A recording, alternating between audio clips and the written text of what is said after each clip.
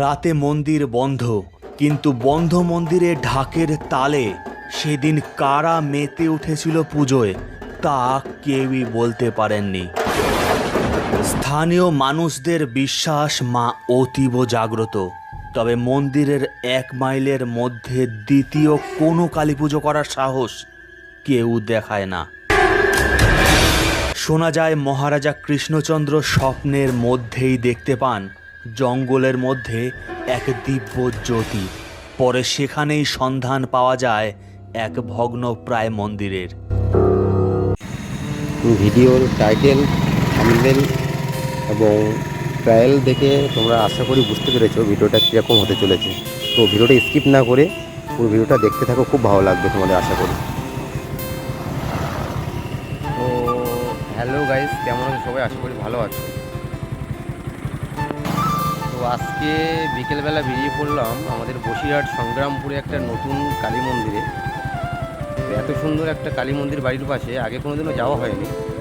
তো চলো, গেলেই বুঝতে পারবে মন্দিরটা কত সুন্দর।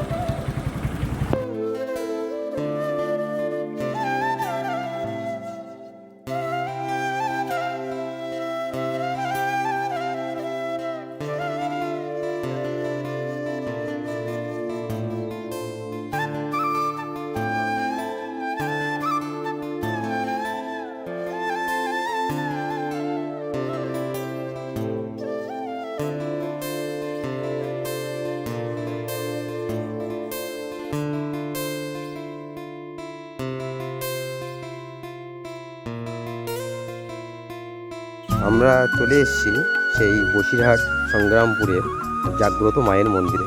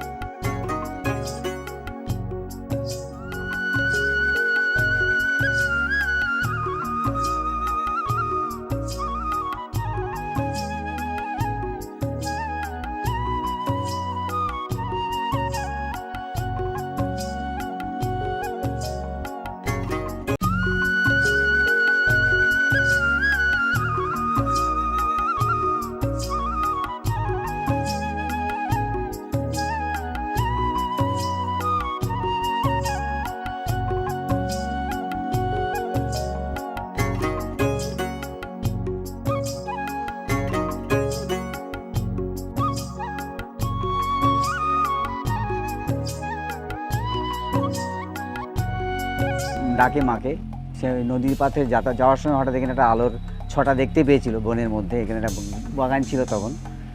তারপরেই এক স্বপ্নাদেশ হয়েছিল যে আমি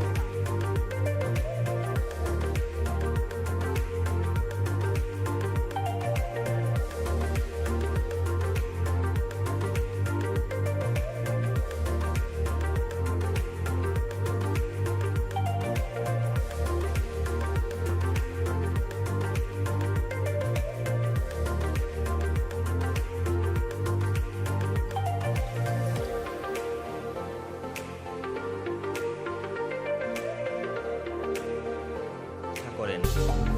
মন্দিরের পুজোর দায়িত্ব দেওয়া হয় শ্যামাচরণ চক্রবর্তীকে। সেই থেকেই বংশ পরম্পরায় পুজো করে আসছেন শ্যামাচরণ চক্রবর্তীর বংশধররা। ভিডিওটা ভালো লাগলে প্লিজ আমার চ্যানেলটি সাবস্ক্রাইব করো এই রকম আরও ভালো ভালো ভিডিও পেতে। সবাইকে অনেক ধন্যবাদ। ভালো থাকবেন, সুস্থ থাকবেন।